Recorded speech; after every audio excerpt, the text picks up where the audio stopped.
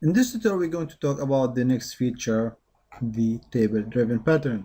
In the previous tutorial, we showed you how to insert this coordinate system. So if you didn't attend that tutorial, it is good to see how we inserted that coordinate system. And now let's activate the table-driven pattern.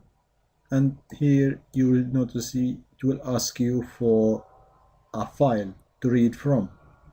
So now if you browse, the types you will need is a SolidWorks table or text file. So in this case, we're going to use the text file.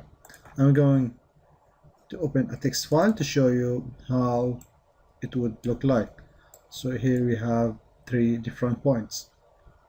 So these having coordinates 1 to 2, x1 and y2, 20 to 10, 30, 50, and let's add, and if you remember the dimension of this block is 100 by 100. So let's try to be inside this range, and this one let's make it 40 by 80. The next one let's make it 0 by 60, and another point let's make it 60 by 0, and the last point can make it 80 by 80. So let's save it, close. Here this back to table driven pattern, browse, let's find our file. Here we have it, and now SolidWorks inserted these points exactly the same we wrote. Now here the coordinate system, you can select this is our coordinate system, and here notice the new points, point 0, it will turn into 50, 50, which is the original coordinate system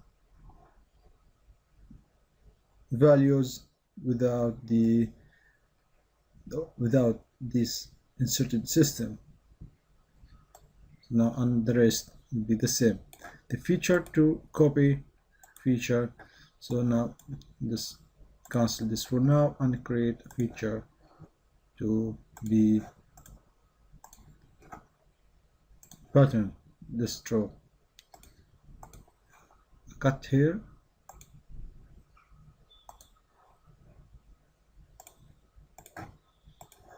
okay. Now back to table driven pattern, browse for the table,